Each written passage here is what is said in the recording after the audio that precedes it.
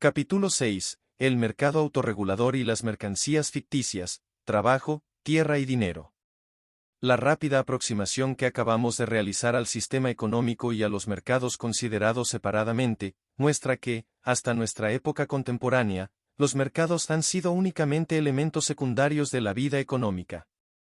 En términos generales, se puede afirmar que el sistema económico estaba integrado en el sistema social, por lo que, cualquiera que fuese el principio de funcionamiento de la economía, este no resultaba incompatible con la presencia del modelo del mercado. El principio del trueque o del intercambio, subyacente al modelo de mercado, no mostraba ninguna tendencia a crecer en detrimento del resto. Allí donde los mercados se desarrollaron con la máxima fuerza, como ocurrió en el sistema mercantil, prosperaron bajo la dirección de una administración centralizada que, correlativamente, favorecía la autarquía en los hogares campesinos y en la vida nacional. En realidad, reglamentación y mercado se desarrollaron juntos. El mercado autorregulador era algo desconocido. La aparición de la idea de autorregulación representa, sin duda alguna, una inversión radical de la tendencia que era entonces la del desarrollo. Únicamente a la luz de estos hechos se pueden comprender realmente las hipótesis extraordinarias sobre las que reposa una economía de mercado. Una economía de mercado es un sistema económico regido, regulado y orientado únicamente por los mercados. La tarea de asegurar el orden en la producción y la distribución de bienes es confiada a ese mecanismo autorregulador. Lo que se espera es que los seres humanos se comporten de modo que pretendan ganar el máximo dinero posible. Tal es el origen de una economía de este tipo. Dicha economía implica la existencia de mercados en los que la oferta de bienes disponibles, comprendidos los servicios, a un precio determinado será equivalente a una demanda de igual precio, supone la presencia del dinero que funciona como poder adquisitivo en las manos de quien lo posee. La producción se regirá, pues, por los precios, ya que de los precios dependen los beneficios de quienes orientan la producción, y también la distribución de bienes dependerá de los precios, pues los precios conforman los ingresos, y gracias a ellos los bienes producidos son distribuidos entre los miembros de la sociedad. Si se admiten estas hipótesis, tanto la producción como la distribución de los bienes quedan aseguradas únicamente por los precios. La autorregulación implica que toda la producción está destinada a la venta en el mercado y que todos los ingresos provienen de ella. Existen, en consecuencia, mercados para todos los elementos de la industria, no solo para los bienes, entre los que figuran siempre los servicios, sino también para el trabajo, la tierra y el dinero cuyos precios son denominados respectivamente precios de mercancías, salario, renta territorial, renta, e interés. Estos mismos términos indican que los precios forman los ingresos, el interés es el precio de la utilización del dinero y constituye los ingresos de quienes están en posición de ofrecerlo, el arriendo es el precio de la utilización de la tierra y constituye los ingresos de quienes la arriendan, el salario es el precio de la utilización de la fuerza de trabajo y constituye los ingresos de quienes la venden, en fin, los precios de las mercancías o de los productos hacen posibles los ingresos de quienes los venden, siendo el beneficio en realidad la renta resultante de dos conjuntos de precios, el de los bienes producidos y, por otra parte, su coste, es decir, el precio de los bienes necesarios para su producción. Si se cumplen estas condiciones, todos los ingresos provienen de las ventas realizadas en el mercado y son suficientes para comprar todos los bienes producidos. Existe otro grupo de condiciones que conciernen al Estado y a su política. No se debe permitir nada que obstaculice la formación de los mercados, y no hay que permitir que los ingresos se formen más que a través de la venta. Asimismo, el ajuste de los precios a los cambios de la situación del mercado no debe ser objeto de ninguna intervención, trátese de precios relativos a bienes, trabajo, tierra o dinero. Conviene, pues, no solamente que existan mercados para todos los elementos de la industria, sino también que no se arbitre ninguna medida o política que pueda influir en el funcionamiento del mercado. No se pueden fijar o reglamentar los precios, ni tampoco la oferta ni la demanda. Únicamente interesan las políticas y las medidas que contribuyan a asegurar la autorregulación del mercado, a crear las condiciones que hagan del mercado el único poder organizador en materia económica. Para captar plenamente todo lo que esto significa, volvamos por un momento al sistema mercantil que tanto ha favorecido el desarrollo de los mercados nacionales. En el sistema feudal y en el de las corporaciones la tierra y el trabajo estaban en función de la organización social, el dinero aún no se había convertido en un factor fundamental de la industria.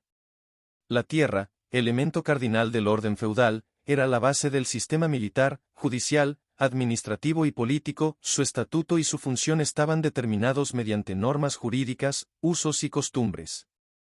La cuestión de saber si su posesión era o no transferible y en caso de que lo fuese a quién y con qué restricciones, que implicaban los derechos de propiedad, cómo había que usar determinados tipos de tierra, todas estas cuestiones estaban al margen de la organización de la compra y de la venta y estaban sometidas a un conjunto totalmente diferente de reglamentaciones institucionales.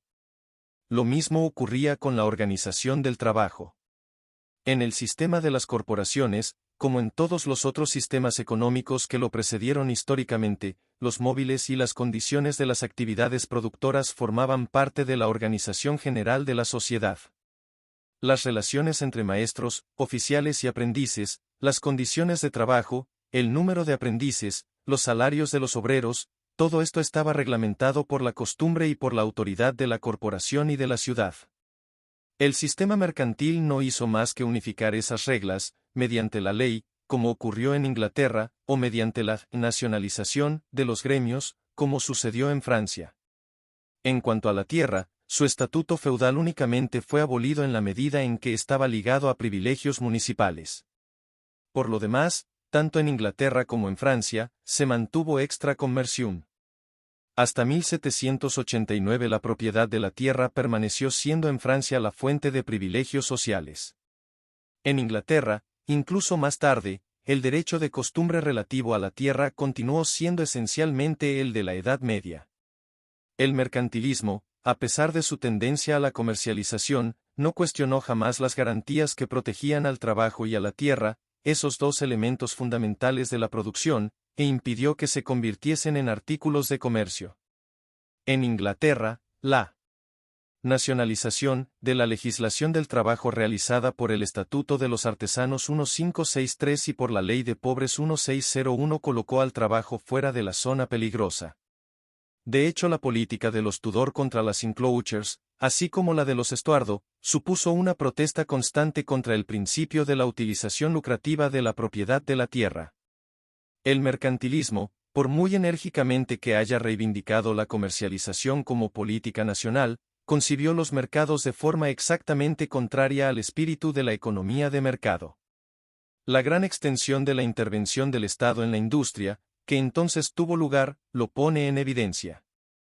Sobre este punto no existía ninguna diferencia entre mercantilistas y feudales, entre planificadores coronados e intereses establecidos, entre burócratas centralizadores y particularistas conservadores.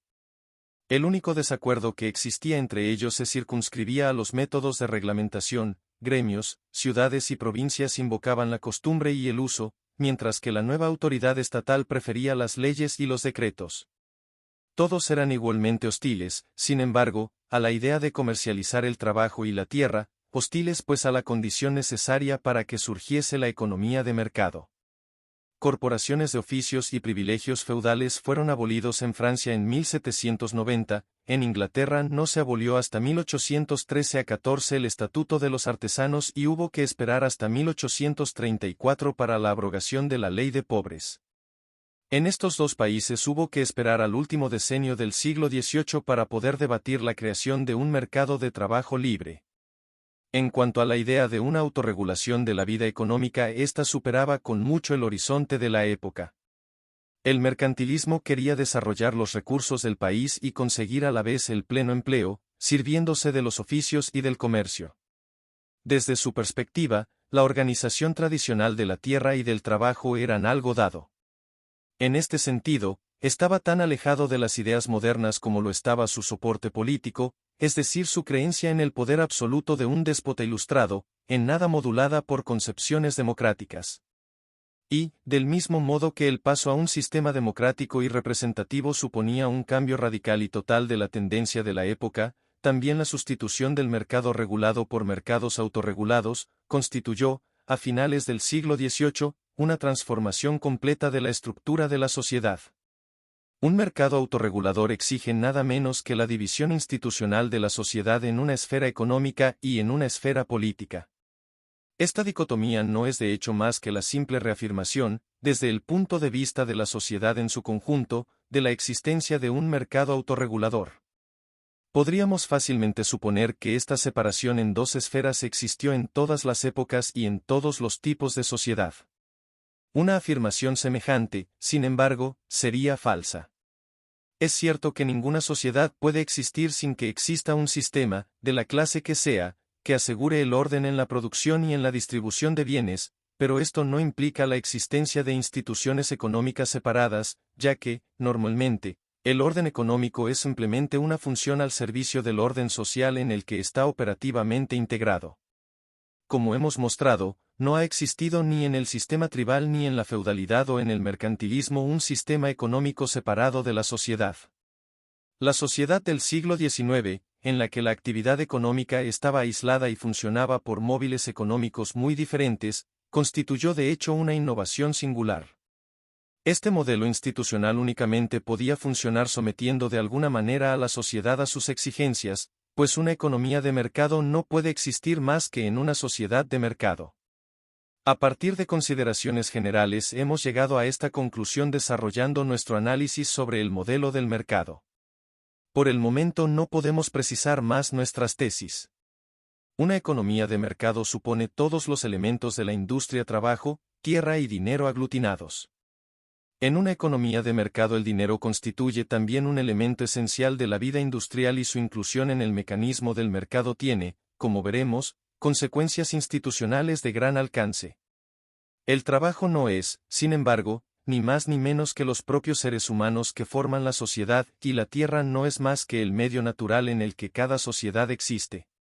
Incluir al trabajo y a la tierra entre los mecanismos del mercado supone subordinar a las leyes del mercado la sustancia misma de la sociedad. A partir de aquí ya podemos enfrentarnos de una forma más concreta a la naturaleza institucional de la economía de mercado y a los peligros que dicha economía conlleva para la sociedad. Describiremos, en primer lugar, los métodos que permiten al dispositivo del mercado controlar y orientar en la realidad los elementos de la vida industrial. En segundo lugar, trataremos de calibrar la envergadura de los efectos que un tal mecanismo supone para la sociedad sometida a su acción. El concepto de mercancía constituye el mecanismo del mercado que permite articular los diferentes elementos de la vida industrial. Las mercancías son definidas aquí empíricamente, como objetos producidos para la venta en el mercado, y los mercados son también empíricamente definidos como contactos efectivos entre compradores y vendedores. Por consiguiente, cada elemento de la industria es considerado como algo que ha sido producido para la venta, pues entonces y solo entonces será sometido al mecanismo de la oferta y de la demanda en interacción con los precios. Esto significa en la práctica que deben de existir mercados para todos los elementos de la industria, y que, en esos mercados, cada uno de esos elementos se organiza en un grupo de oferta y en un grupo de demanda, y que cada elemento tiene un precio que actúa recíprocamente sobre la oferta y la demanda. Esos mercados son muy numerosos y están en comunicación recíproca formando un gran mercado único. El punto fundamental es el siguiente: trabajo, tierra y dinero son componentes esenciales de la industria, dichos componentes deben de estar también organizados en mercados, estos mercados forman en realidad una parte absolutamente fundamental del sistema económico. Es evidente, no obstante, que trabajo, tierra y dinero no son mercancías, en el sentido de que, en lo que a estos tres elementos se refiere, el postulado según el cual todo lo que se compra y se vende debe de haber sido producido para la venta, es manifiestamente falso. En otros términos, si nos atenemos a la definición empírica de la mercancía, se puede decir que trabajo, tierra y dinero no son mercancías. El trabajo no es más que la actividad económica que acompaña a la propia vida, la cual, por su parte, no ha sido producida en función de la venta, sino por razones totalmente distintas, y esta actividad tampoco puede ser desgajada del resto de la vida, ni puede ser almacenada o puesta en circulación. La tierra por su parte es, bajo otra denominación, la misma naturaleza que no es producida por el hombre, en fin, el dinero real es simplemente un signo del poder adquisitivo que, en líneas generales, no es en absoluto un producto sino una creación del mecanismo de la banca o de las finanzas del Estado. Ninguno de estos tres elementos, trabajo, tierra y dinero, han sido producidos para la venta, por lo que es totalmente ficticio describirlos como mercancías. Esta ficción, sin embargo, permite organizar en la realidad los mercados de trabajo, de tierra y de capital. Estos son de hecho comprados y vendidos en el mercado, y su oferta y demanda poseen magnitudes reales hasta el punto de que, cualquier medida, cualquier política que impidiese la formación de estos mercados, pondría ipso facto en peligro la autorregulación del sistema. La ficción de la mercancía proporciona por consiguiente un principio de organización de importancia vital que concierne al conjunto de la sociedad y que afecta a casi todas sus instituciones del modo más diverso. Este principio obliga a prohibir cualquier disposición o comportamiento que pueda obstaculizar el funcionamiento efectivo del mecanismo del mercado, construido sobre la ficción de la mercancía. En lo que concierne al trabajo, la tierra y el dinero, el mencionado postulado carece de fundamento. Permitir que el mecanismo del mercado dirija por su propia cuenta y decida la suerte de los seres humanos y de su medio natural, e incluso que de hecho decida acerca del nivel y de la utilización del poder adquisitivo, conduce necesariamente a la destrucción de la sociedad. Y esto es así porque la pretendida mercancía denominada fuerza de trabajo no puede ser zarandeada, utilizada sin ton ni son, o incluso ser inutilizada, sin que se vean inevitablemente afectados los individuos humanos portadores de esta mercancía peculiar. Al disponer de la fuerza de trabajo de un hombre, el sistema pretende disponer de la entidad física, psicológica y moral, humana, que está ligada a esta fuerza. Desprovistos de la protectora cobertura de las instituciones culturales, los seres humanos perecerían, al ser abandonados en la sociedad, morirían convirtiéndose en víctimas de una desorganización social aguda, serían eliminados por el vicio, la perversión, el crimen y la inanición. La naturaleza se vería reducida a sus elementos, el entorno natural y los paisajes serían saqueados, los ríos polucionados, la seguridad militar comprometida, el poder de producir alimentos y materias primas destruido. Y, para terminar, la administración del poder adquisitivo por el mercado sometería a las empresas comerciales a liquidaciones periódicas, pues la alternancia de la penuria y de la superabundancia de dinero se mostraría tan desastrosa para el comercio como lo fueron las inundaciones y los periodos de sequía para la sociedad primitiva. Los mercados de trabajo, de tierra y de dinero, son sin ninguna duda esenciales para la economía de mercado. No obstante, ninguna sociedad podría soportar, incluso por un breve lapso de tiempo, los efectos de semejante sistema fundado sobre ficciones groseras, a no ser que su sustancia humana y natural, así como su organización comercial, estuviesen protegidas contra las devastaciones de esta fábrica del diablo. El carácter extraordinariamente artificial de la economía de mercado reside en el hecho de que el propio proceso de producción está organizado bajo la forma de compra y venta. Ningún otro modo de organizar la producción para el mercado es posible en una sociedad comercial. A finales de la Edad Media, la producción industrial destinada a la exportación estaba organizada por ricos burgueses, que la aseguraban en sus ciudades estableciendo una directa vigilancia. Más tarde, en la sociedad mercantil, fueron los comerciantes quienes organizaron la producción y esta ya no se limitó a las ciudades. La época de la industria a domicilio era también la época de la industria doméstica, en la que las materias primas las proporcionaba el comerciante capitalista, que dirigía el proceso de producción como si se tratase de una empresa puramente comercial. Así pues, la producción industrial fue puesta, sin equívocos y a gran escala, bajo la dirección organizadora del comerciante. Este conocía el mercado, el volumen y también la calidad de la demanda, por lo que podía también garantizar los artículos que fundamentalmente estaban hechos de lana, tintes y, a veces, eran realizados con máquinas de tejer o de calcetar utilizadas por los trabajadores a domicilio. Cuando escaseaban los artículos, quien más sufría las consecuencias era el que tague, pues su empleo desaparecía momentáneamente. Ninguna instalación costosa, sin embargo, se veía directamente afectada, por lo que el comerciante no corría graves riesgos al garantizar la responsabilidad de la producción. Durante siglos, este sistema creció en poder y extensión, hasta el momento en el que, en un país como Inglaterra, la industria de la lana, industria nacional, cubrió vastas regiones del país en el que la producción estaba organizada por los fabricantes de paños. Señalemos que quienes compraban y vendían contribuían también a la producción, no hace falta buscar ninguna otra caracterización de este hecho.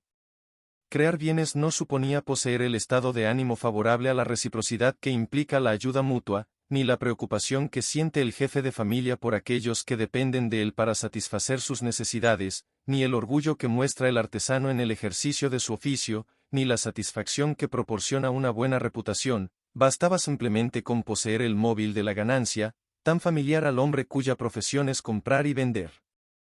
Hasta finales del siglo XVIII, la producción industrial, en Europa occidental, fue un simple apéndice del comercio. Durante el tiempo en que la máquina no fue más que un útil poco costoso y poco especializado, la situación continuó siendo la misma.